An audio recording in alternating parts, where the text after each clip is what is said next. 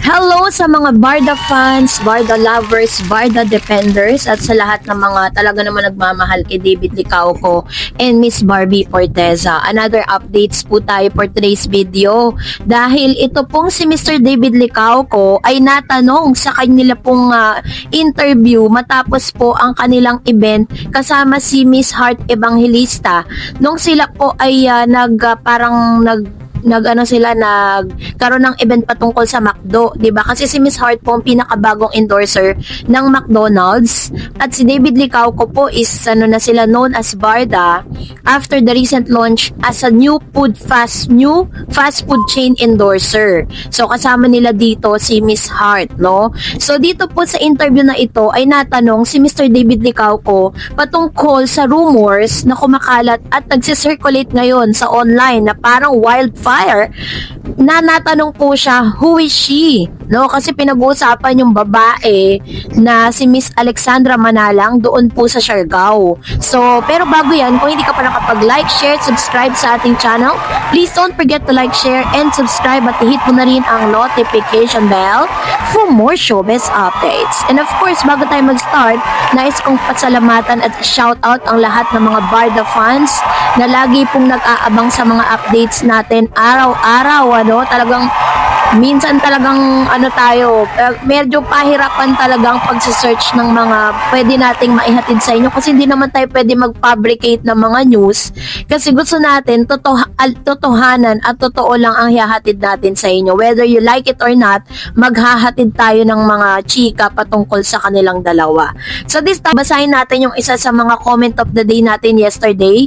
Si Ma'am Helen Villanueva. Sabi niya, the more bashers, the higher the success. Parang economics lang yan, Miss Tareds. The higher the demands, the higher the price. Sabi niya, true Miss Tareds, dapat original lang ipagawa sa kanilang movie kasi when you look at it, Barbie is professionally versatile actor. She can portray everything at subok na ang kanyang kakayahan sa pag-arte. Maging si David, subok naman din siya sa rom-com nor drama, mas lalo na kapag si Barbie ang leading lady niya. Mabuti hindi natuloy ang MOL remake din kasi yon. Regarding sa hair ni Barbie, mas seductive siyang tignan kapag she wear a long hair. Napakaganda pa naman ang texture ng hair niya. Nangihinayang nga ako, Miss Tareds.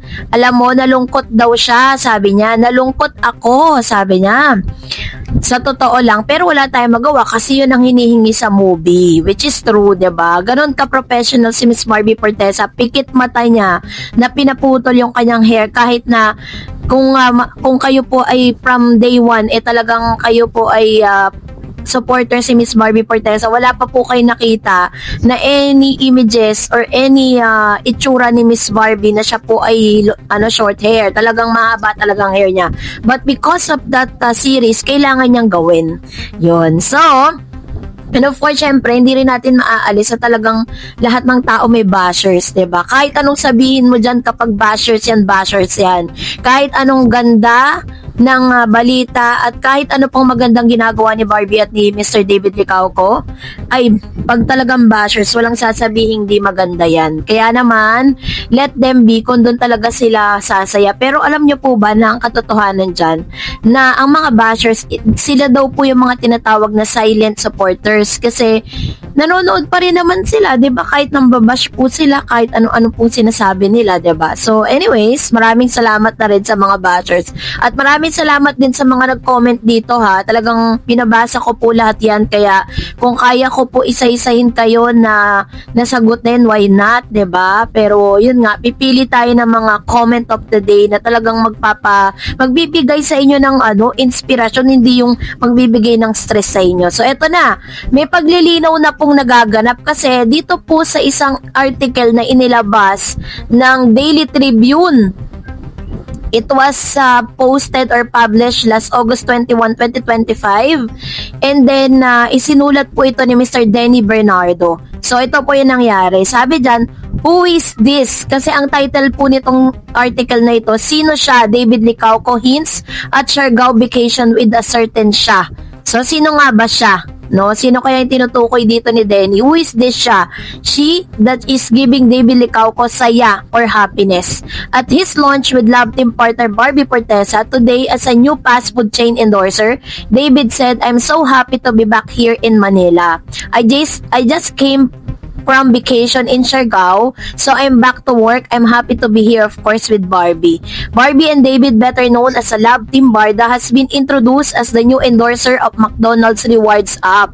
During the program, the pair said that they both share the love for dipping French fries in an ice cream. So, tinanong sila kung ano yung pinaka-favorite po nila na ginagawa sa mga pagkain, no, na nabibili nila sa McDo. Sinabi nilang dalawa, pareha sila doon, na yung French fries po nila ay dinidip po nila sa ice cream. Yun yung pinaka-faves nila. Though the event host asked for this certain siya, yun. So, ito na. When asked to describe the fast food chain, David, love ko to, lalo na kapag kasama siya. I love it especially when I'm with her. Yun. So, medyo na-intriga ngayon yung mga nag-i-interview dito kay David. Sino ba yung siya na tinutukoy? The event host asked who this certain siya is. Sino siya? The host inquired again. May siya, there she, Barbie answered with laugh. David was just a quiet and smiling. So, nung tinanong po yun, nung sinabi po ni Mr. David Licauco na love ko talaga, lalo na kapag kasama siya. So, tinanong siya, parang gusto po ng journalist that time. Natanongin siya, sino ba yung siya na tinutukoy ni David? So, sabing ganon, siya, the host inquired. May siya, sabing ganon. There as she, Barbie answered with laugh. Tumawa lang si Barbie. Tapos sabi niya, David was just a quiet and smiling. Yung nagsabi pala ng may siya, si Barbie Fortesa yon. David was just quiet and smiling. Siya ka na lang natin pag-usapan. Let's just talk about later. Barbie tease. Licauco was recently spotted vacationing in Siargao with friends and non-showbiz girl who many speculate to be his new girlfriend. So marami po ang nag-speculate na yung siya na tinutukoy dito ay yung babae daw na nando doon sa Siargao. Pero kung pagbabasihan po ninyo yung interview, ito na ha, wag po masyadong bida-bida yung mga bashers dyan. Ang tinutukoy po ni Mr. David Licauco dito, syempre walang iba ko si Miss Barbie Fortesa kasi yun yung katabi niya eh, diba? Kaya nga natawa po si Miss Barbie Fortesa nung sinabi ni David yun na may siya talaga. Diba alam mo naman si Barbie kapag po nagsasalita siya parang medyo siya may alam niyo yung mga gay lingos, ganun, mahilig talaga siya doon. At doon talaga siya nakikilala sa pagiging ganon siya magsalita, no? So, doon po tumawa. At ngayon, pinag-uusapan, sino daw yung siya? So, marami pong nagsasabi na ang siya daw ay tinutukoy doon sa Siargao. Kung pag-aaralan niyo po yung article, ang pinag-uusapan po, it's about doon sa event. Hindi po yung tungkol sa bakasyon ni David Licauco na pinipilit po ngayon ng ilan sa mga bashers ni David na ang tinutukoy daw ni Mr. David Licauco na siya yung nakasama niyang girl doon po sa Siargao na wala pa namang direktang pag-amin mula kay David. Wala pa naman po direktang sinasabi na yun na nga talaga yung girlfriend ni David, diba? So, whatever it is, no, katulad ng lagi ko sinasabi sa inyo, dumating man yung pagkakataon na umamin si David na may girlfriend siya at hindi si Barbie yun. So what? Ano man ang problema doon? Dahil single naman si David. Sabihin na natin na si David po ay may girlfriend nga sa Siargao, diba? Yung tinutok, sige, bigay na natin yung sinasabi po nila. Pero wala naman pong masama, 'di ba? Kasi single siya, 'di ba? So, katulad ng lagi kong sinasabi sa inyo, hindi natin pwedeng diktahan ng puso ni Miss Barbie at ni David Licauco.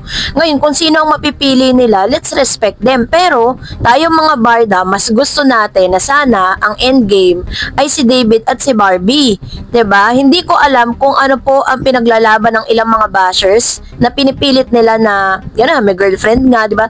Ano ko may girlfriend? Ano naman, 'di ba? Nangyari na rin naman yan, naganap na rin naman yan si Barbie nga, may boyfriend pero may barda pa rin. Ang hindi lang natin matanggap is yung mga naglalabasan na yan, wala pa mang direktang pag-amin mula kay Mr. David Licauco, nagko-conclude na po sila. Tapos, pinapasama nila si Mr. David Licauco. Yun yung bagay na minsan nakakainis lang, 'di ba? Kaya nga, we are here para po talagang ipaliwanag sa inyo yung mga nagaganap na ito. Kasi, that is beyond our control. Hindi natin makokontrol yan. Kung sino mapili ni David, kung sino yung gusto niya, 'di ba? Siya pa rin yan eh. Hindi natin pwedeng diktahan ng puso niya. Pero ang panalangin natin lahat ng mga Barda fans, kung mabibigyan man ng chance na talagang talagang magkatuluyan sila ni Barbie, why not? Because Barbie is still single, dahil inamin na rin naman na talagang si Jameson at si Barbie ay wala lang. Yun po ay fan service lang talaga. So anyways, maraming salamat sa inyong panonood at I hope na talagang kayo ang gusto ko lang naman po maihatid sa inyo is ma-entertain po kayo at talagang ma-illuminate yung inyong mga mind, 'di ba, sa mga pangyayari at sa mga nagaganap sa kanila, kasi wala naman po talagang certain na parang yung ganitong klase ng mga news na talagang ipapaliwanag sa inyo, 'di ba? Meron lang kasi ang kaibahan kasi ng mga vloggers at saka po ng mga talagang nasa media. Sa media kasi may filter po yun. Pinifilter nila lahat ng mga sasabihin nila. Tayo direkta tayong nag-uusap dito, 'di ba? So anyways, maraming salamat po sa inyong mga comment, of course, sa inyong panonood, at huwag niyo pong kalimutan na i-like at mag-subscribe na rin kayo sa ating channel at sa ating other channels, at mag-comment lang kayo sa comment section at pipili tayo ng best comment of the day. Thank you so much sa inyong panonood, and that's it for today. For more videos and updates, please don't forget to like and subscribe, and please don't forget to follow my Facebook page, DarEds TV, and of course I also have my new Facebook page. Yan, so mapapalitan na yung pangalan niya, kaya makikilala nyo na rin siya soon. Thank you for watching. God bless everyone.